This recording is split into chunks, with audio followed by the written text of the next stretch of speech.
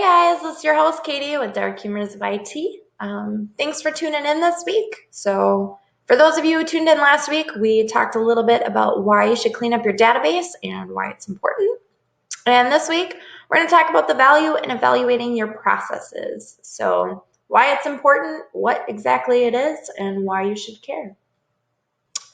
Last week, we left off with a saying from William Peterson that whoever said the definition of insanity is doing the same thing over and over and over again and expecting different results has obviously never had to reboot a computer.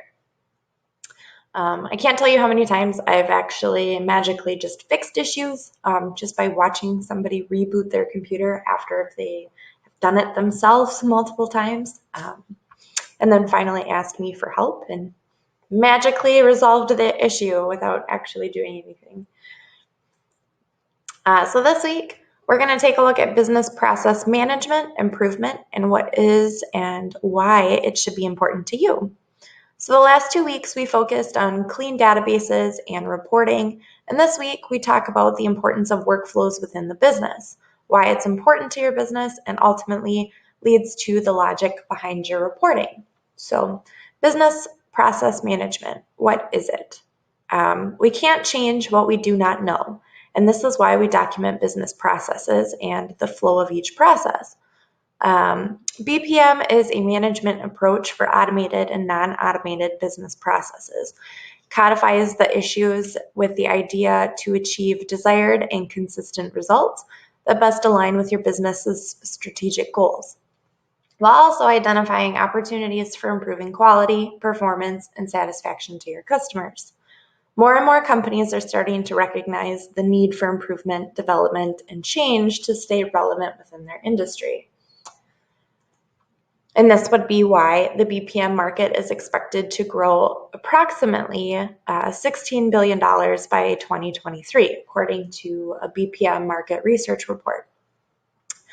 So every business has a set of processes that are repeated over and over multiple times.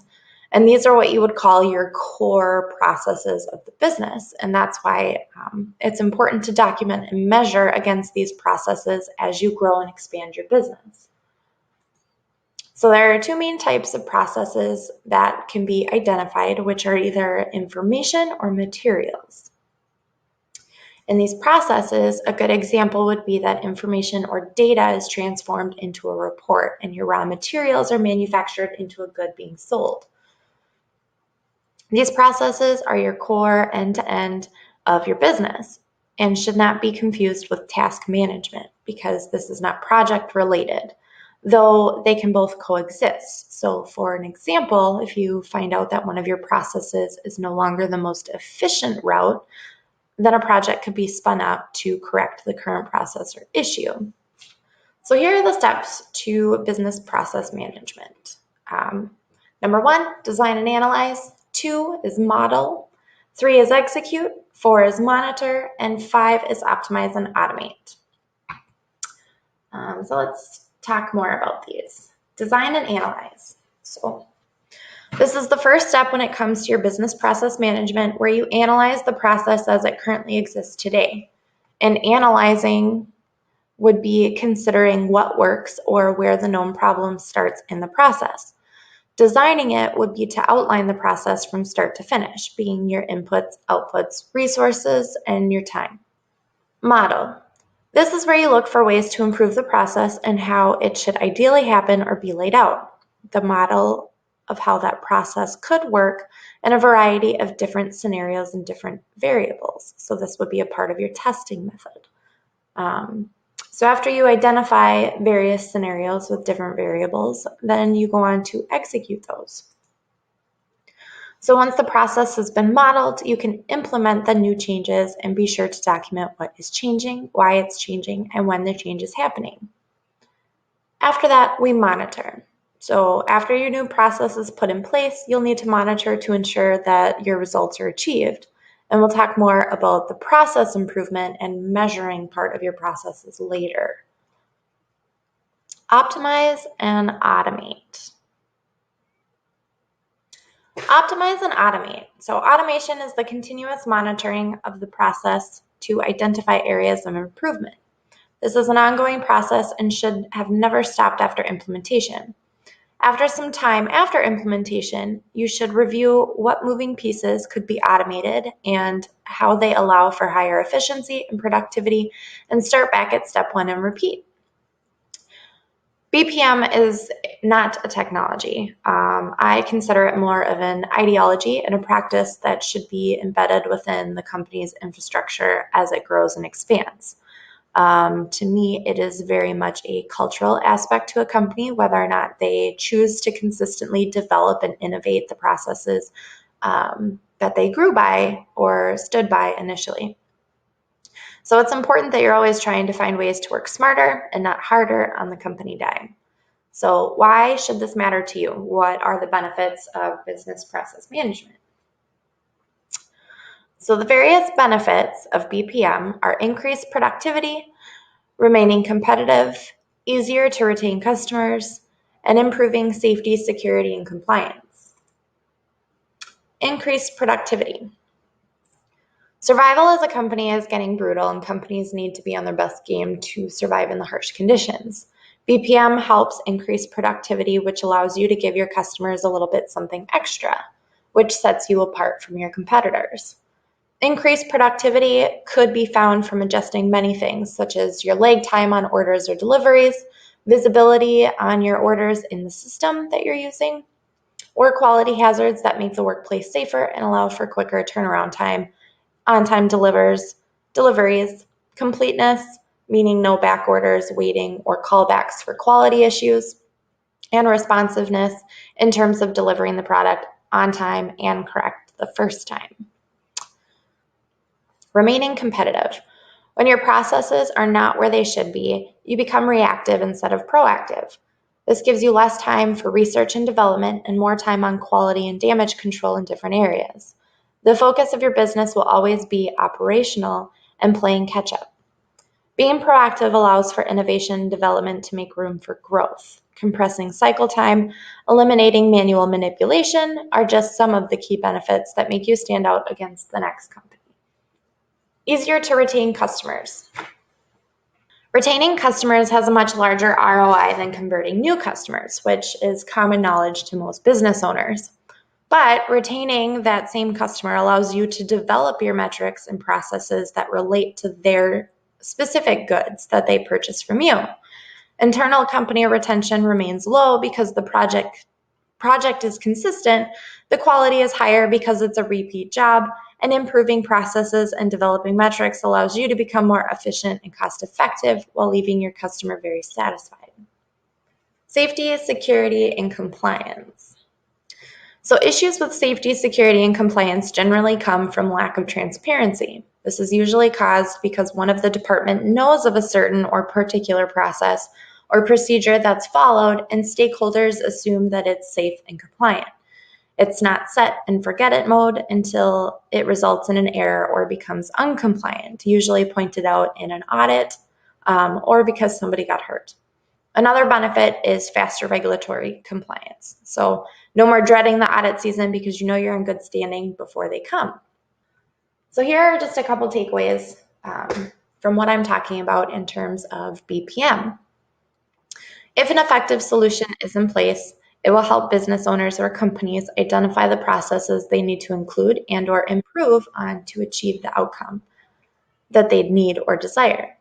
It's important to identify processes for upcoming projects. Whether a project is successful or not is often dependent on whether or not an effective business process management solution is in place. Weaknesses can be identified and must be addressed at the root cause. Band-Aids don't work when it comes to BPM, but can help in the interim while a full solution is being implemented. They should be identified and dealt with so the company has the capabilities to move forward.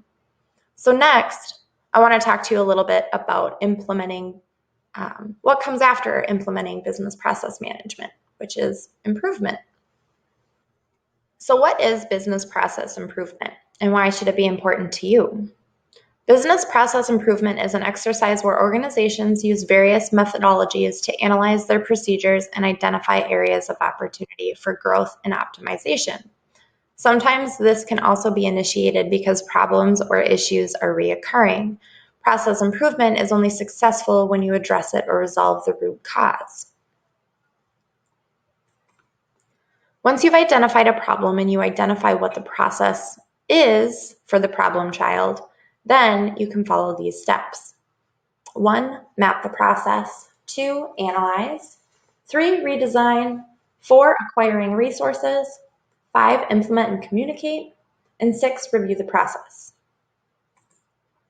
So the first one, map the process. For most, I highly express that you already have a flowchart or a swim lane diagram of each of your processes in place. That way you can easily pull it up and get straight to diagnosing potential causes for the issues. When you do not have the issues documented, this is an example of being reactive instead of proactive by not having this information readily available. You're probably only looking at the information because the problem occurred. Analyze the process. Analyzing processes involves using that flowchart to investigate the issue. Considering the types of questions such as where quality costs go up or down, where does the bottleneck first start, and what is causing delays, or in what part of the process are your team members and customers getting frustrated. After analyzing, then we redesign the process. So after finding the issue or issues with the process, you can then start to understand how to reconstruct it to eliminate the issue.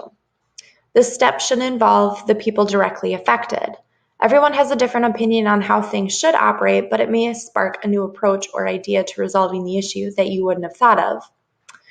Mapping out each of the new options and try them out. Follow each map and identify the potential issues that may come up. Testing will help identify new issues and determine the best next route. This step could also include a presentation to stakeholders on the resources needed for implementation and/or a presentation of the new process to gain approval to move forward with the new concept.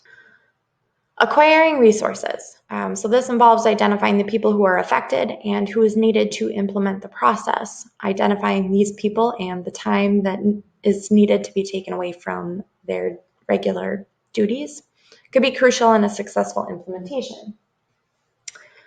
Communication and implementation. This change likely affects other departments, processes, or applications that are currently in place, so communication is key to get everyone on board.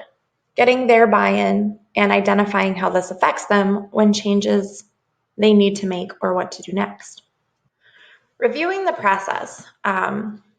So now we monitor the process that you've implemented. So a new process can be or should be closely monitored for an extended duration to make sure that it's performing as intended and holds up to the expectations and the results that you thought it would. So if the next step is to closely monitor the performance of this process, how do we know it's working more effectively? How do we measure not only the updated process, but also monitoring the current processes that we have to identify areas of improvement or potential issues? Control and measurement of results. This is generally where a company deviates from the process and they forget to measure the process and treat it as a set it and forget it.